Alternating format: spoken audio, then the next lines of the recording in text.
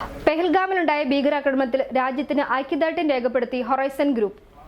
Thodupuzha horizon മോട്ടോഴ്സിൽ നടന്ന ചടങ്ങിൽ തൊടുപുഴ നഗരസഭാ ചെയർമാൻ കെ ദീപക് അധ്യക്ഷനായിരുന്നു. പഹൽഗാമിലുണ്ടായ ഭീകരാക്രമണത്തിൽ രാജ്യത്തിന് ഐക്യദാർഢ്യം രേഖപ്പെടുത്തി ഹൊറൈസൺ ഗ്രൂപ്പ്. തൊടുപുഴ ഹൊറൈസൺ മോട്ടോഴ്സിൽ നടന്ന ചടങ്ങിൽ തൊടുപുഴ നഗരസഭാ ചെയർമാൻ കെ ദീപക് അധ്യക്ഷനായിരുന്നു. ഭീകരാക്രമണത്തിൽ മരിച്ച 26 പേരും നമ്മുടെ ഓരോരുത്തരുടെയും കുടുംബാംഗങ്ങളാണ്. ഇത്തരം ദുരന്തങ്ങൾക്ക് മുന്നിൽ വാക്കുകൾ ഇല്ലാതാവുകയാണ്.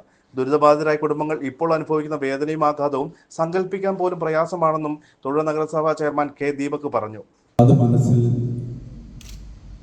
വല്ലാത്ത വിതുമ്പൽ സൃഷ്ടിച്ച ഒരു സമയമായിരുന്നു ഈ ഒരു കുറച്ച് സമയം.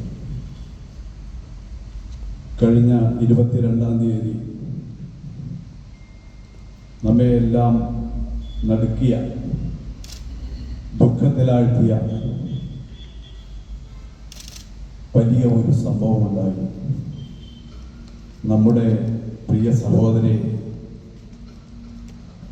അവരെ തീവ്രവാദികൾ ആക്രമിച്ച് കൊല്ലപ്പെടുത്തിയ, അതിൽ മലയാളികളും ഉൾപ്പെടെ ഉണ്ടായിരുന്നു എന്നത് ഏറെ ദുഃഖകരമായ ഒരു കാര്യമാണ്.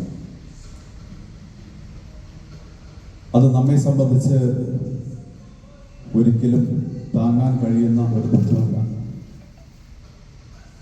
കാശ്മീര്, ജമ്മു പ്രദേശങ്ങളിൽ കഴിഞ്ഞ കുറേ കാലങ്ങളായി സമാധാനം പുലർന്നു വന്നിരുന്നു.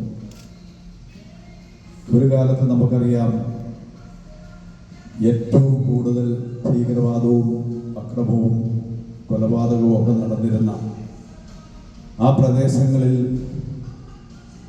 കുറേ നാളുകളായി ഉണ്ടായിരുന്ന സമാധാനം വീണ്ടും നഷ്ടപ്പെടുമോ എന്ന ഒരു ഭീതി നമുക്കൊക്കെ മനസ്സിൽ തോന്നിയിട്ടുണ്ടാവും. ഭീകരാക്രമണത്തിൽ ജീവൻ നഷ്ടപ്പെട്ടവരോടുള്ള ആദരസൂചകമായി 26 മെഴുകുതിരികൾ തെളിയിച്ചു. ഒപ്പം പുഷ്പാർച്ചനയും നടത്തി.